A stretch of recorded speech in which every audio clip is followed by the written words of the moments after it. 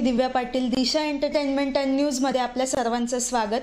नवी मुंबई आंतरराष्ट्रीय विमानतळाला लोकनेते दिबा पाटील यांचं नाव देण्यासाठी भूमिपुत्र स्थानिक प्रकल्पग्रस्त आता पेटून उठलेले आहेत आणि त्याचप्रमाणे सागरी जिल्ह्यातील भूमिपुत्र सर्व समाज बांधव आता एकत्र झालेले आहेत आणि त्यांनी एकच ध्यास घेतलेला आहे की नवी मुंबई आंतरराष्ट्रीय विमानतळाला लोकनेते दिबा पाटील यांचंच नाव लागलं पाहिजे. आणि त्या संदर्भात आपल्याशी खास बातचीत करण्यासाठी सर्वपक्षीय कृती समितीचे अध्यक्ष दशरथ पाटील जे आहेत, तर चला तर आता त्यांचं याबाबत काय मत आहे ते जाणून घेऊया. नमस्कार सर. नमस्कार. तर सर, ज्याप्रमाणे सर्व भूमिपुत्र असू द्या, सर्व स्थानिक प्रकल्पग्रस्त असू द्या, त्यांनी हा एक मनाशी ठाव केलेला आहे की नवी मुंबई आंतरराष्ट्रीय विमानतळाला लोकनेते दिबा पाटील यांचंच नाव लागलं पाहिजे. तर सर, तुम्हाला काय वाटतं की दिबा पाटलांचंच का नाव लागलं पाहिजे? असं मी गेले अनेक वर्ष 20 ते 25 वर्षापासून अखिल आगरी समाज परिषदेचा एक कार्याध्यक्ष होतो. दिबा पाटील हे त्या आगरी समाज परिषदेचे अध्यक्ष होते.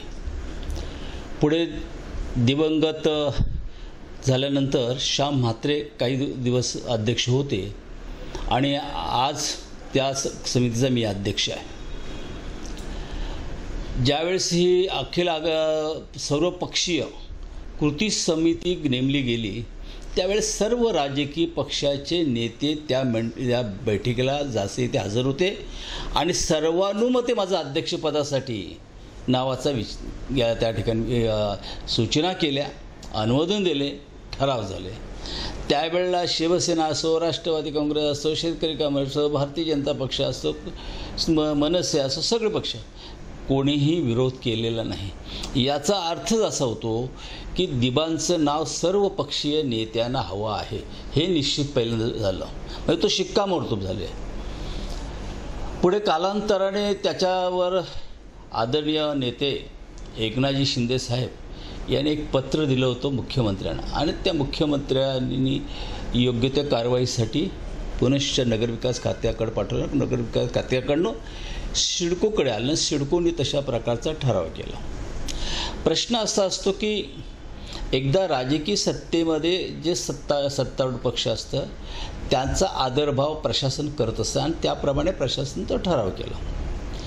तत्पूर्वी आम्ही देखील अनेक म्हणजे 2010 पासून 14, 18, 20, 21 सालापर्यंत सातत्याने दिबांचीच मागणी करत होतो.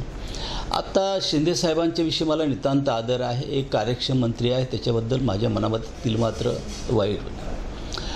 परंतु कसा तो ठराव आणला गेला ह्याचं मला अजूनही कोडं समजलं नाही. असू द्या, पण जनता का उठाव केली याच्यामागे एक दिबा पाटलांचं नामकरणच आहे का? त्याच्यामागे अन्य काही भूमिका आहे का? येथे असा आरोप केला गेला की भारतीय जनता पक्षाने हे सगळं आंदोलन हायजॅक केलं. वस्तुस्थिती तशी नाही. वस्तुस्थिती त्यांनी शक्ती दिली नक्कीच, ही मी मान्य करेन. पण मी स्वतः एक समाजवादी विचाराचा असून शिवसेनेचा उपनेता आहे. पण एकदा का जबाबदारी दिली आपल्यावर की एखाद्या समाजाने, तर त्या संघटनेतून आपण कुठेतरी बाजूला व्हायचं स्वतःच्या स्वार्थासाठी असं नव्हे.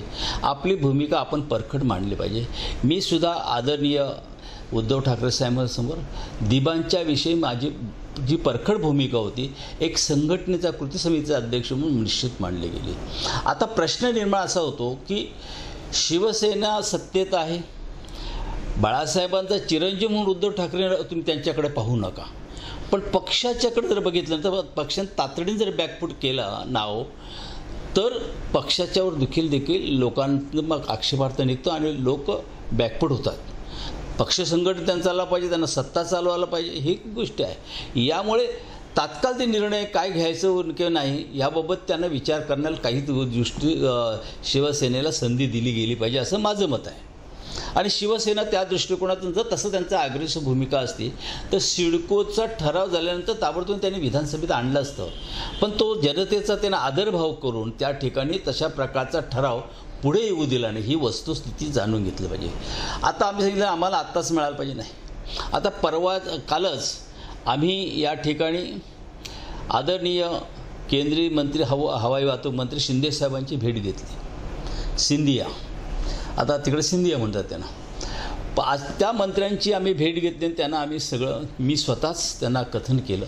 त्यांनी सांगितलं दिबांविषयी आम्हाला नितांत आदर आहे, त्यांचं बॅकग्राऊंड सगळं माहिती आहे, पण केंद्रामध्ये काही जी धोरण सध्या न्यायालयाने सांगितलं की तुम्ही धोरण ठरवा, ते धोरण निश्चित होत नाही झालेलं नाही. किंबहुना जो काही घाईगर्दीने सिडकोने जो ठराव केला तो देखील संयुक्तिक नाही. आम्हाला असं वाटतं की राज्य सरकारला देखील आम्ही विश्वासात घेणं आवश्यक आहे. आणि विमानतळ व्हायला तर 4 ते 5 वर्ष आहे. असं असताना सर्वकडून जर तो अशा प्रकारचं ठरावाच्या संदर्भात अमुक ठराव व्हावा तमुक ठराव असं तर ते संयुक्तिक नाही. मला असं वाटतं तुम्ही थांबायला पाहिजे. आम्ही सकारात्मक दृष्टी ठेवू, परंतु त्याला वेळ दिला पाहिजे, वेळ घेतला पाहिजे. आता हा वेळ घ्यायचा म्हणजे काय करायचं, आंदोलन थांबवायचं का, असा पुन्हा प्रश्नचिन्ह येतो. मग तुम्ही काय करणार, तर मी स्वतः जातीनिशी आदरणीय एकनाथ शिंदे साहेबांची भेट घेणार 1-2-4 दिवसामध्ये. त्यांच्याशी सुद्धा मला बोलायला पाहिजे. मी जरी शिवसेनेपर्यंत असलो तर त्यांच्याशी मला ते कॅबिनेट मंत्री आहेत आणि ते नेते आहेत, त्यांच्याशी मला बोलायला पाहिजे.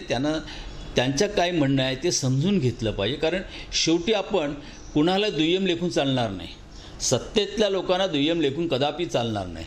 त्यांना देखील विश्वासात घेतलं पाहिजे. राष्ट्रवादीची काँग्रेसच्या लोकांची भूमिका काय त्यांना समजून घेतलं पाहिजे आणि त्या अनुषंगाने पुढची कृती ठरवली गेली पाहिजे. आणि ही कृती कधी ठरवणार, ही जी आमची कृती समिती जी आहे ती कृती समिती तो निर्णय घेणार आहे.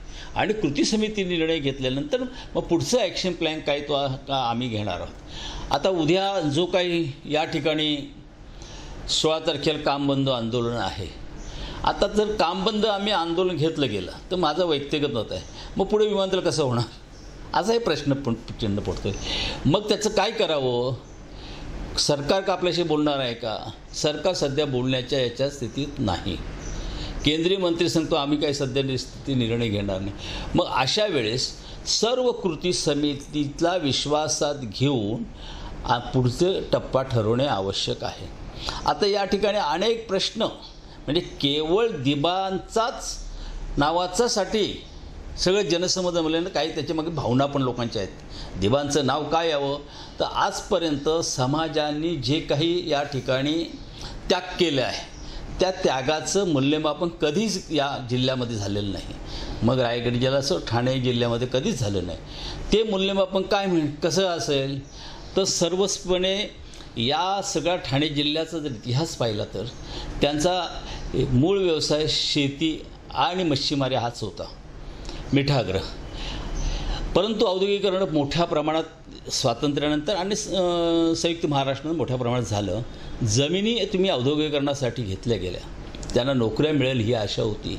1980 साली मंदीचं कारण देऊन अनेक भांडवलदारांनी जमिनी संपादन मोठ्या प्रमाणात केले गेल्या. वापरात फक्त 30 ते 40% आले, बाकी जमिनी ओसट पडल्या. मग 73-74 धोरण होतं शासनाचं की त्या जर वापरत नसेल तर मूळ शेतकऱ्याला 100 ते 200 पट शेतसारा आकारून परत दिलं पाहिजे. हेही झालं नाही. आमचं म्हणणं जसं सिडकोचा जसा बेस ठरला तसं औद्योगिकरणासाठी ज्या जमिनी आहेत त्यांचंही धोरण का आणि MIDC वापरते सुद्धा तसं धोरण ठरलं गेलं पाहिजे. तर लोकांना जगण्यासाठी काहीतरी निदान राहण्याचं घर तरी मिळेल. आज दिबा का सर्वस्व झाले, तर महाराष्ट्रात एक आदर्श नेता म्हणून की ज्यांच्या जमिनी गेलेल्या आहेत त्यांच्या आर्थिक स्थिती कशी सुधारू शकेल, त्यांची शैक्षणिक स्थिती कशी सुधारू शकेल, त्यांना रोजगार कसं उपलब्ध होईल आणि सामाजिक परिवर्तन कसं होईल, या दृष्टिकोन विचार करून त्यांनी जे काही नव्या मुंबईमध्ये आंदोलन केलं ते महाराष्ट्राला देशाला आदर्श आहे. आणि म्हणून ह्या संबंधी अशा प्रकारचं आदर्श या राज्यात, ह्या महाराष्ट्रात, या जिल्ह्यामध्ये ठाणे जिल्ह्यामध्ये काही निर्माण होण्यासाठी काय परिस्थिती निर्माण होणं आवश्यक आहे. आणि ती जोपर्यंत परिस्थिती निर्माण तोपर्यंत अशा प्रकारे आज हे जे आंदोलन आहे याच्यापेक्षा मोठं आंदोलनसुद्धा होईल.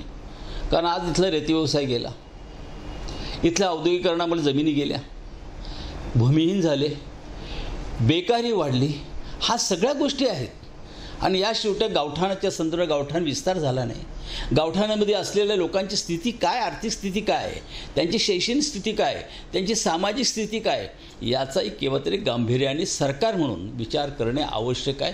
जोपर्यंत ह्या अशा प्रकारे संपूर्ण ह्या समाजाच्या म्हणजे मग मी आगरी समजणार नाहीच, तो जो समाज भूमिपुत्र आहे त्या समाजाच्या संदर्भात त्यांना राहण्याचा हक्कच ओपन प्रस्थापित आम्ही करत नाही, त्यांना शिक्षणाच्या संदर्भात त्यांचा विचार करत नाही किंवा त्यांची आर्थिक स्थिती कशी उंचावेल याचाच विचार करणार नाही, तोपर्यंत अशा प्रकारची आंदोलनं हे होणारच.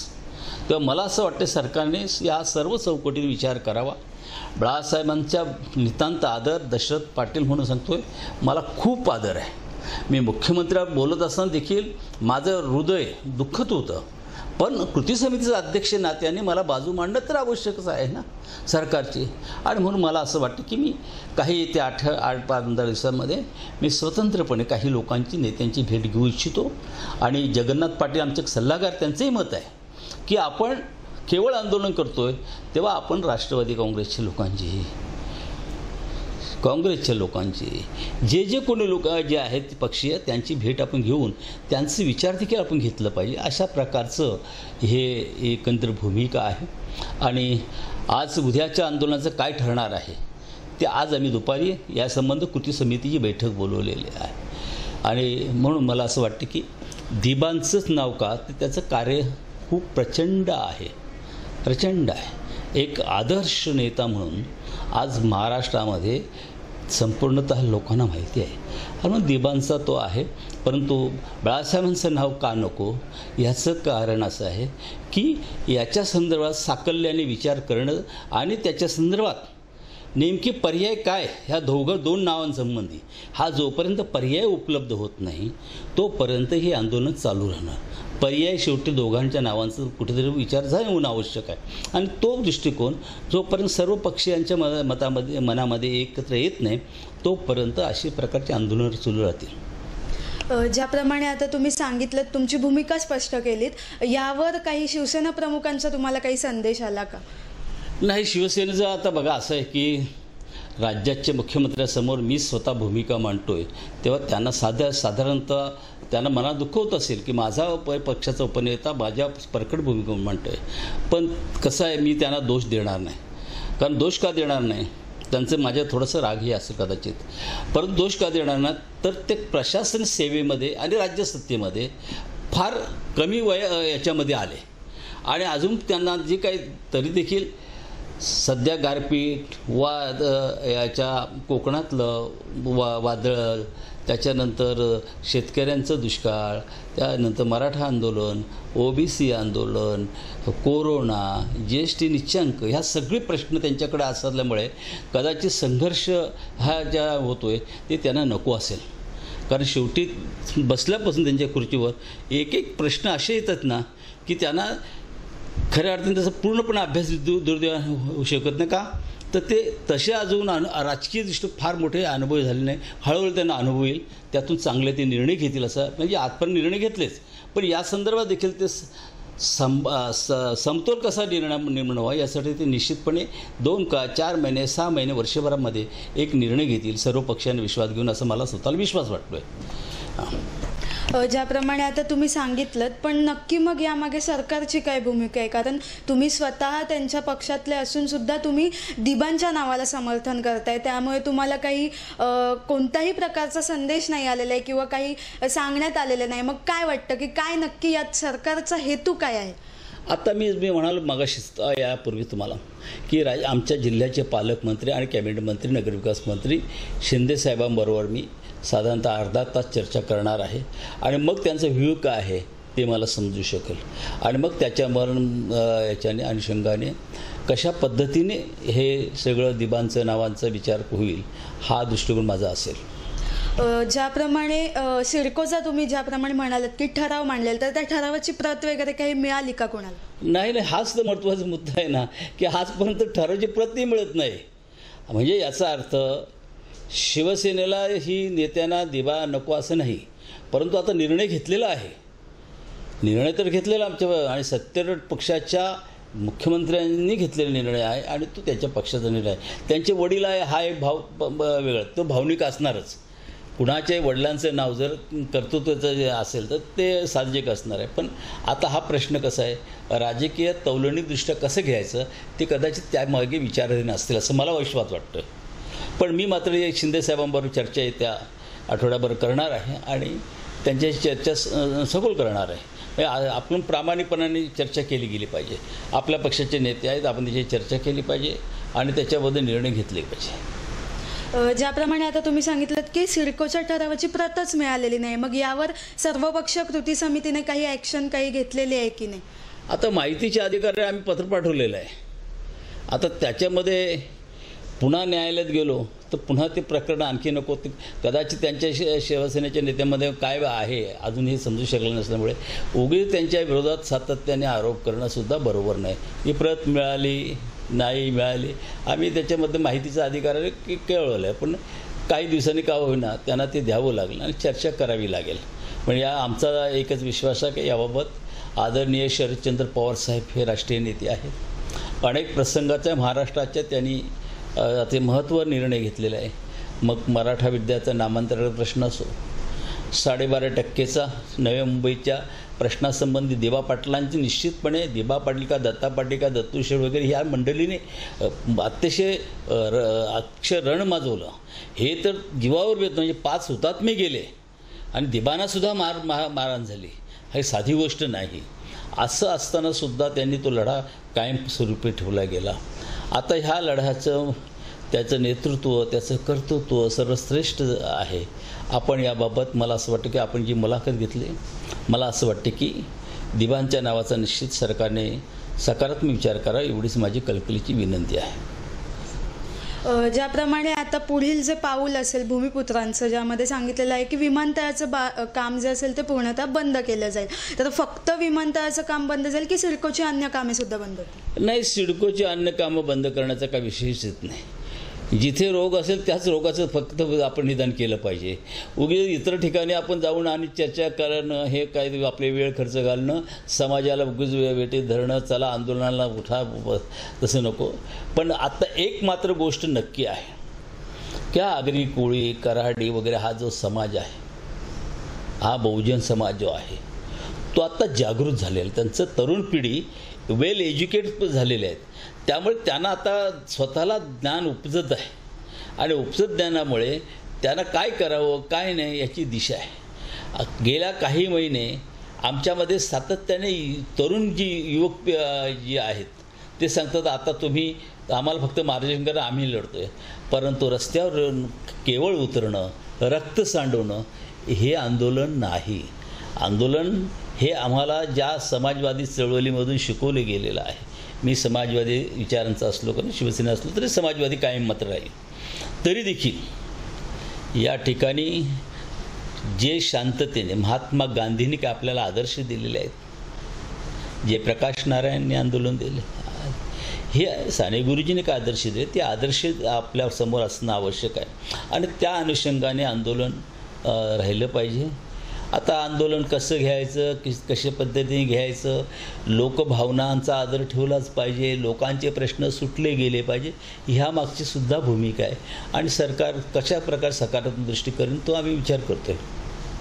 आता जो काही 3 टप्पे जे आहेत ते लढे जे आहेत ते भूमिपुत्रांनी दिले, त्यातल्या त्यात आता जो मशाल मार्च झाला तेव्हा काही जास्त संख्या दिसून नाही आली भूमिपुत्रांची.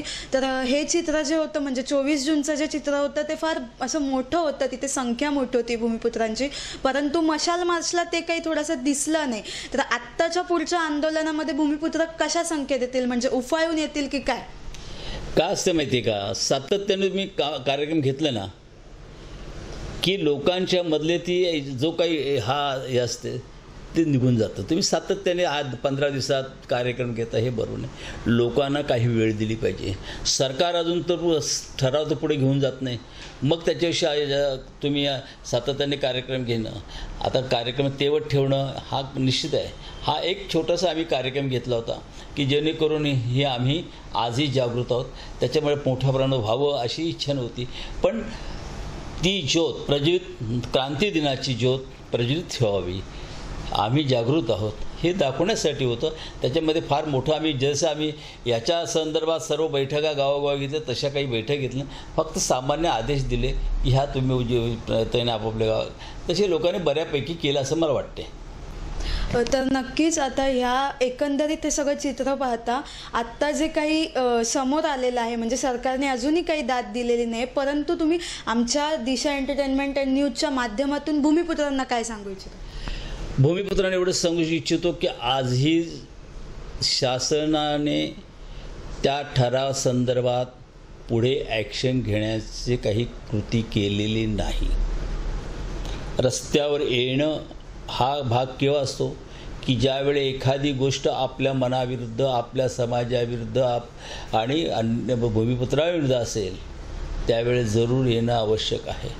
पण सरकार ही शांत आहे, त्याबद्दल कुठल्याही प्रकारे कॉमेंट्स नाहीत आज, आणि ठराव जैसे ते आहे.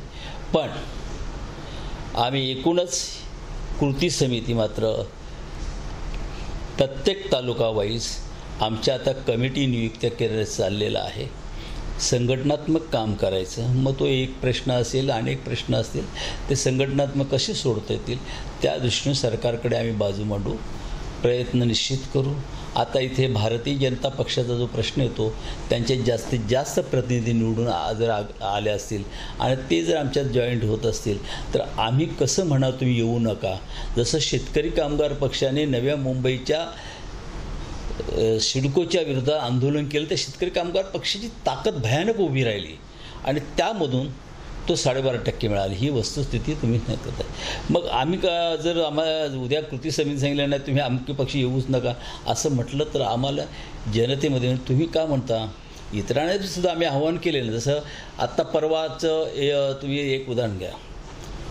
नवनिर्माण सेनेचे राजू पाटलांना जनतेच्या भावनेचा आदर करून व्यासपीठावर उभं राहावं लागलं. तसं हळूहळू सगळेच पक्ष, परवा शेतकरी कामगार पक्षाने 74 वर्धापना दिनानिमित्त एक निर्णय घेतला की आमचाही दिबा पाटलाला पाठिंबा आहे. काँग्रेसचे स्वतः राष्ट्रीय नेते हुसेन दलवाई व्यासपीठावर आले, त्यांनीही पाठिंबा दिला. विविध संघटना, राजू शेट्टीची संघटना, बच्चू कडीची संघटना, प्रकाश आंबेडकरची संघटना, आठवले साहेबांची संघटना, ओबीसी समाजाची संघटना, या सर्व संघटना आज दिबा पाटलांच्याच नावाचं त्या ठिकाणी पाठिंबा देतात. यामुळे सरकारला आमचं निश्चित आव्हान आहे, सरकारने सर्व पक्षाच्या लोकांना विश्वास घेऊन याबद्दल निर्णय घेणे आवश्यक आहे असं मला वाटते. माझ्या समाज बांधवांना माझं विनम्र आव्हान आहे की ठाणे असो, पालघर असो, मुंबई असो अथवा रायगड असो, ज्या ज्या भागामध्ये माझ्या बहुजन समाज भूमिपुत्र आहे त्या भूमिपुत्रांना माझं विनम्र आव्हान आहे. एखादी समस्या आपणावर शासनाने जर आघात करत असेल, अन्याय करत असेल तर संपूर्ण समाज याच्यामध्ये विषयाच्या मागे उभं राहिलं पाहिजे. आणि जे तरुण आहेत विशेषतः यांनी त्याचाच दूरदृष्टीने अभ्यास करून त्या आंदोलनात जास्तीत जास्त सहभागी झाले पाहिजे. मग ते आंदोलन कुठेही असो, जोपर्यंत तुम्ही असे तरुण एकत्र येऊन अभ्यास वृत्तीने विचार मांडत नाही, तोपर्यंत आंदोलन करत नाही, तोपर्यंत तुमचे प्रश्न सुटणार नाही. फक्त कुठल्याही पक्षाची झालर मात्र त्याला असता कामा नये, याची खबरदारी मात्र आंदोलकांनी घ्यावी अशी माझी विनंती आहे.